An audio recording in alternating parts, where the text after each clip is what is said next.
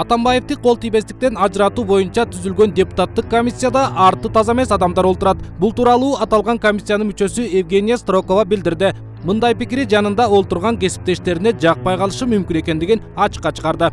Тем более, к сожалению, я сейчас вещь скажу, которую, может быть, не понравится нашим коллегам. Биринчи мурдагы өлкө башчынын азыр айтылып жаткан кылмыш иштерине тийиштиги бар экендигин карап, андан кийин гана экс макамын алуу маселесин карасак, моралдык жактан туура болмок деп ойлойм. Эч нерсе катталбаса, баары нормалдуу болуп турса, анан экс макамын алып салууга негиз жок болуп калат да. Ойлосоңуздар, анан да комиссияда арты таза эмес адамдар отурат. Келгиле, кийин туура эмес чечимибиз үчүн жоопкерчиликке тартылып калбагандай иш жасайлы.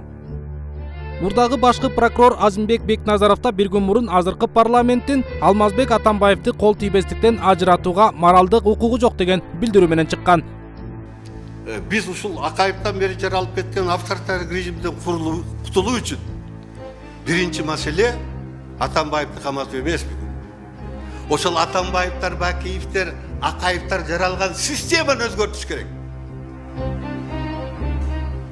Эртең мына бүгүн Жээнбеков менен системаны өзгөртүп, жаңы система менен иштеп атабы? Жок. Так ошол Атамбаевдин системасы менен иштеп атат. Ошол команда менен иштеп атат. Эртең мына чипкириктер муну да сатат ушинтип.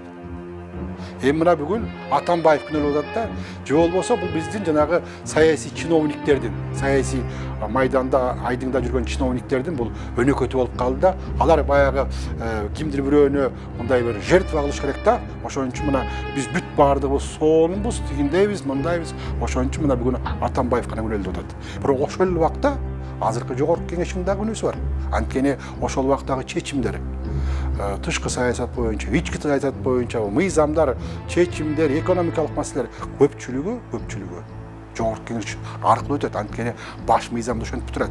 Баш мыйзам боюнча жогорку кеңеш өкмөттү түзөт, өкмөттүн структурасын бекитет, өкмөттүн мүчөлөрүн, члендерин деп коет. Баягы өкмөттүн мүчөлөрүн ошторду өзүнүн партиясынын арасынан чыгарып алып келип бекитишет. Ошон үчүн жогорку кеңеште жооп бериш керек. Аталган комиссиянын жыйынына катышуу үчүн элдик курултайдын өкүлү Айбек Бусурманкулов да келген. Депутаттык топ жалаң экс-президентке таарынычы бар адамдардан куралгандыгын туура эмес кадам катары баалады. Айтымында курамга азыркы президентти да сынга алган саясатчылар кириши керек эле. Мындай да сиздерге болгон сынды да угушуңуз керек да. Баарын мактап, Атамбаев деле жаман көргөндө эл деле айтат, булар деле Атамбаевдин өч алган депутаттар чогулуп турду. Четтеп кеткенде болуп каласыз да? Жок, мен айтайын деп атканым, мен сунуш каттарда сиздер бир эле Атамбаев начар деп туруп маселени көтөрбөстөн чыгуу жолдорун конституциялык реформа карайлы, депутаттар биз эркиндикке чыгайлы. Сооронбай Жээнбековдун дагы премьердин дагы каталарын айтып туруп, Атамбаевдин катасын айтсаңыздар, ошондо жогорку кеңеш мына президент кол баласынан чыгыптыр, кул мүнөздөн айрылыптыр. Эми булар калыс комиссия болот деп айтышат да. Бүгүн Атамбаевди камасак эле өзгөрүлөт деп атасыңар. Жок. 3 жылдан кийин Жээнбековдун ушул кол тийбестиги маселеси көтөрүлүп калышы мүмкүн. Эгер системаны оңдосо. Анткени эмнеге өлүп талып Атамбаевди жоопко тарталы деп атат. 20-жылы шайлоодо Жээнбековдун командасы менен келели деп өлүп талашып атат алар. Ал Атамбаевден бир адилеттүүлүктү кылалы деп аткан жок.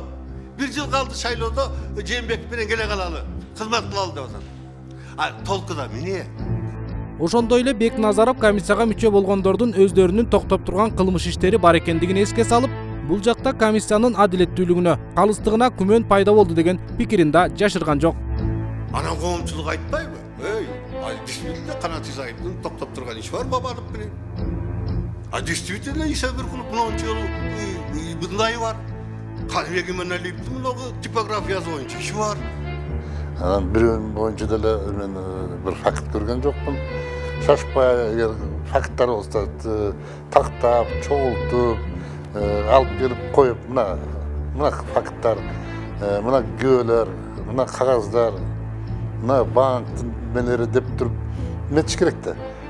Бирок бул кандайдыр түшүнүксүз мындай акыбалды мен Кызылкысанда көрө элекмин, буга чейин болгон эмес. Парламент ушундай бир кишиге бардыгы жапырылып, асылып, тарынганын көргөн эмесмин. Мага түшүнүксүз бул. Алар айткан Атамбаев журт башы, эл башы.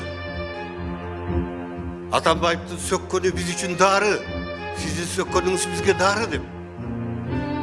Атамбаев кош бишкен жолун атын берели. Бүгін ошол депутаттар комиссияға кіріп Атамбаевты қоқиып, жоопқа тарталды. Ертең бұл депутаттар Жээнбековду 3 жылдан кейін табышын деді. Бүгін Жээнбековду мен ескерткім келеді. Алтынбек Бектуров, Алымбек Бектурганов, 7 канал, Бишкек.